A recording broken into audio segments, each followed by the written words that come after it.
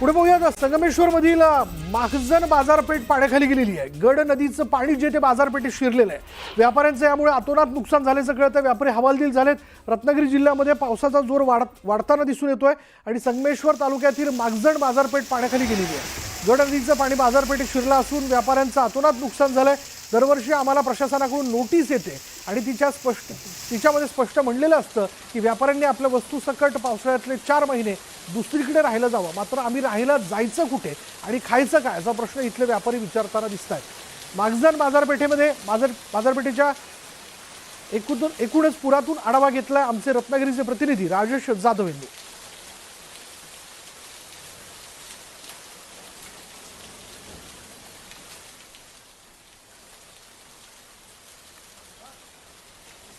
दरवर्षीप्रमाणे यंदाही माखजन बाजारपेठेत पाणी शिरलेलं आहे। गड नदीचं पाणी शिरल्यामुळे तिथल्या व्यापाऱ्यांचं अतोनात नुकसान झाल्याचं बघायला मिळतंय आणि या प्रशासनाकडून आम्हाला नोटीस देण्यात येते आणि इथून 3 महिने आपण दुसरीकडे जावं, तिथे व्यवसाय करावा असं सांगितलं जातं। पण आम्ही जाणार कुठे आणि खाणार काय असा प्रश्न इथल्या व्यापाऱ्यांनी विचारलेला आहे। त्यामुळे या परिस्थितीवर कायमस्वरूपी तोडगा काढण्याची मागणी देखील हे व्यापारी तिथले स्थानिक रहिवासी करताना दिसतात।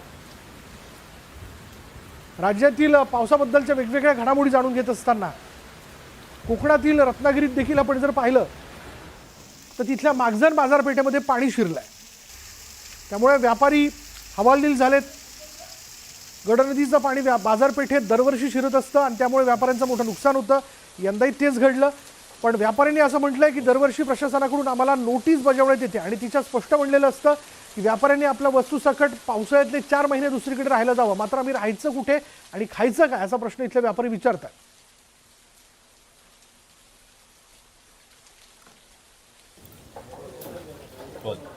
मागील 2 दिवसापासून रत्नागिरीमध्ये अक्षरशः पावसाने थैमान घातलेलं आपल्याला पाहायला मिळत आहे। जनजीवन संपूर्णपणे विस्कळीत झालेले आहे। काही ठिकाणी रस्ते बंद आहेत, काही जणी झाडांची पडझड झालेली आहे, काही ठिकाणी इमारती पडलेल्या आहेत। मी आता आहे रत्नागिरी जिल्ह्यातील माखजन तालुक्यामध्ये माखजन गावामध्ये आहे, म्हणजेच संगमेश्वर तालुक्यामध्ये आहे। माझ्या मागे तुम्ही पाहताय ही माखजन बाजारपेठ आहे आणि माखजन बाजारपेठ पूर्णपणे पाण्याखाली गेलेली आपल्याला पाहायला मिळत आहे। मी जिथं उभा आहे तिथे आता 2.5 ते 3 फूट पाणी आहे, मात्र जी पुढची जी दुकान आहे तिथं आपण जाऊ शकत नाही, कारण जवळजवळ 5.5 ते 6 फूट पाणी तिथं भरलेलं आहे। संपूर्ण हे जे व्यापारी आहेत त्यांचा माल संपूर्णपणे भिजलेला आहे। हवालदिल झालेले व्यापारी, कारण आता काही महिन्यातच म्हणजे पुढचे 2 महिन्याचं आता गणपतीचे सण आहे, त्यामुळे आता माल भरणं चालू होतं त्यांचं आणि त्याच्यातच हे संपूर्णपणे हा जो गड नदीचं जे पाणी आहे ते संपूर्ण या बाजारपेठेत भरलेलं आहे। खरं तर ही यांची जी व्यथा आहे ती दरवर्षीची आहे, कारण प्रशासन यांना शब्द देतं, मात्र कुठल्या प्रकारची त्याची उपाययोजना करत नाही। काही प्रमाणात इथलं गड नदीचा गाळ काढण्यात आला, मात्र तो उपाययोजना अपुरी ठरलेली आहे असं आपल्याला म्हणावं लागेल। आपल्याबरोबर इथले व्यापारी आपल्याशी बातचीत करणार आहेत। दादा, काय सांगाल, तुमचं आता जे नुकसान झालेलं आहे, काय तुमची व्यथा आहे, नक्की पुढं काय करणार आहात? नाही, हे आमचं दरवर्षीच आहे। कसं होतं, माखजन हे दिसण्यात येत नाही, चिपळूण कसं त्यावेळी पूर आला तेव्हा ते हायलाईट झालं। माखजनला हा दरवर्षीचा 7 ते 7-8 वेळा तरी पाणी भरतं। त्यामुळं आमच्या इथलं जसा चिपळूणचा डबल म्हणजे दुसरा टप्पा घेतला, तसाच माखजनचा पण म्हणजे ह्या माखजनच्या गड नदीचा दुसरा टप्पा घेऊन गाळमुक्त करावं असं आम्ही शासनाला सांगू। नाही, आता तुमचा जो माल भरलेला आहे आता मग त्याचं काय करणार, त्याचं काय इन्शुरन्स करणार, काय नक्की सरकारी कोण अधिकारी आले होते का, काय व्हिजिट करून गेले का? नाही, सरकारी म्हणजे तलाठी ऑफिसमधनं आम्हाला पहिलं नोटीस पाऊस चालू व्हायच्या अगोदर झाला की तुमचा माल उचलून ठेवा। पण प्रत्येक वेळी जर आम्ही 3-3, 4-4 महिने जर दुकानं बंद ठेवायचं म्हटलं तर ते 4 महिन्याला आम्हाला शासन देणार आहे, म्हणजे त्याचे काय भरपाई देणार आहे काय? म्हणजे शासन तुम्हाला पावसाच्या आधीच जे नोटीस पाठवतं त्याच्यामध्ये त्यांना राहण्याची किंवा मग काय अशी पुनर्वसनाची काय तुमची व्यवस्था करतं का शासन? नाही, तशी काही व्यवस्था नाही आणि आम्ही आमच्या माध्यमातून पालकमंत्र्यांकडं एक बहुउद्देशीय सभागृह मागितला, तो पण आम्हाला न मिळाला नाही। म्हणजे आमचं जर माल उचलायचं झालं, कुठं ठेवायचं झालं तर ती जागा नाही। आपण पाहिलं एकतर हे जे माखजन मधले व्यापारी आहेत त्यांची व्यथा अशी आहे की पाऊस यायच्या आधी प्रशासन म्हणजे महसूल खातं यांना नोटीस काढतात की तुम्ही इथनं जागा सोडा, तुमचा जो माल आहे तो बाजूला ठेवा, मात्र त्यांनी राहायचं कुठे, व्यापार करायचा कुठे आणि आपली जी उपजीविका आहे ती चालवायची कशी, हा त्यांच्यासमोर प्रश्न आहे। कारण प्रशासनाकडनं त्यांना वारंवार मागणी करून सुद्धा त्यांना प्रशासन योग्य ती कारवाई करताना आपल्याला दिसत नाही आहे। कॅमेरामॅन प्रफुल्लसह मी राजेश जाधव, न्यूज 18 लोकमत, संगमेश्वर, रत्नागिरी। संगमेश्वरमध्ये मुसळधार पावसामुळे जमीन खचली आहे. धामणी गोळिवलीतील डोंगरभाग खचल्याचं कळत आहे. धामणीत रात्री तीन वाजता जोरदार मुसळधार पाऊस जो आहे तो सुरू झाला. डोंगराखाली असलेली विहीर या मातीमुळे भरली आहे, तर डोंगराखाली असलेल्या पोपळीच्या बागेचं मोठं नुकसान झालेलं आहे. आणि डोंगरावरची सगळी माती जी ती खाली वाहून येते पावसामुळे, त्यामुळे डोंगराचा काही भाग जो आहे तो खचल्याचा आपण बघतोय. याचा धोका जो आहे तो अर्थात खाली असणाऱ्या शेतबागांना देखील निर्माण झालेला आहे, कारण ही माती सगळी जी आहे ती या शेतात वाहून आली आहे. मुंबई गोवा महामार्गाची पहिल्याच पावसात दैना झालेली आहे.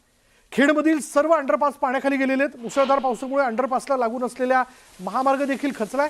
गेल्या 2 दिवसांपासून कोसळणाऱ्या मुसळधार पावसाचा फटका मुंबई गोवा महामार्गाला बसलाय. रत्नागिरी जिल्ह्यातल्या खेडमधील भरणे नाका परिसरातील अंडरपास पाण्याखाली गेला. 7 ते 8 फूट उंच असलेले अंडरपास पूर्णपणे पाण्याने भरले.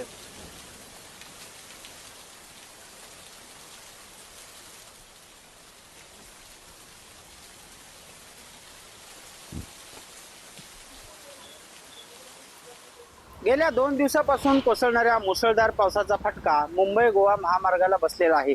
मुंबई गोवा महामार्गाला जो अंडरपास आहेत, जे प्रवास करण्यासाठी किंवा सतत ज्या ठिकाणी अपघात होतात त्या अपघात न होण्यासाठी जे अंडरपास केलेले आहेत महामार्गाने, ते अंडरपास अयशस्वी झाल्याचं पाहायला मिळते. एकंदरीत जर बघितलं तर या अंडरपास आपण जे पाहत आहात, अंडरपासला पूर्णपणे पाणी भरलेलं आहे.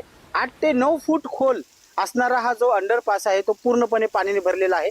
त्यात जर बाजूला जर बघितलं, त्या ठिकाणी जे बॅरिकेड्स लावले त्याच्या खाली मुंबई गोवा महामार्गाला जो सिमेंटचा बनवलेला आहे त्याची 1-1.5 फुटाची जी लेअर आहे ती देखील दिसते. त्यामुळे भविष्यात जो महामार्ग आहे त्याच्या खालचा भाग देखील या ठिकाणी पोखरत चाललेला पाहायला मिळतोय.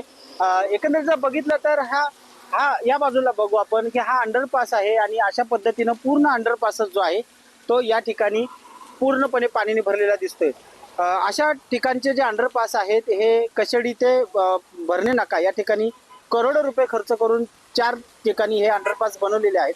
आणि महत्त्वाचं म्हणजे या ठिकाणी सतत अपघात होतात, त्यामुळं शाळा कॉलेजच्या विद्यार्थ्यांना तसेच नागरिकांना महामार्ग न ओलांडता अंडरपासनी येणे जाण्याची सुविधा व्हावी यासाठी हे अंडरपास जे आहेत हे बनवण्यात आले होते.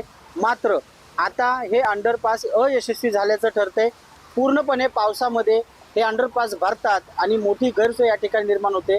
नुसती गैरसोयच नाही तर राष्ट्रीय महामार्गाची जो रस्ता आहे तो देखील आतमधून पोखरून निघालेला आपल्याला पाहायला मिळतो. त्यामुळं महामार्गाला देखील धोका यामुळे निर्माण झालेला या ठिकाणी दिसतंय.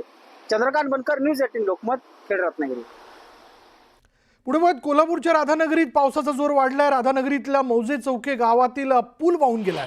मौजे चौकेतील पूल वाहून गेल्यानं वाहतूक पूर्णतः बंद झालेली आहे. काय नेमकी परिस्थिती आहे जाणून घेऊयात. पावसानंतरच्या घडामोडी काय आहेत याकरता जाणार आहोत. आमचे कोल्हापूरचे प्रतिनिधी ज्ञानेश्वर साळोखे आपल्या बरोबर आहेत. ज्ञानेश्वर, पावसामुळे काय परिस्थिती निर्माण झाली आहे? विशाल, राधानगरी परिसरामध्ये मोठ्या प्रमाणात पाऊस होतोय आणि यामुळे चौके गावाला जोडणारा रस्ता आणि पूल आहे तो वाहून गेलेला आहे आणि त्यामुळे या परिसरातले जाणाऱ्या वाहनांची ये जा आहे ती पूर्णपणे थांबलेली आहे.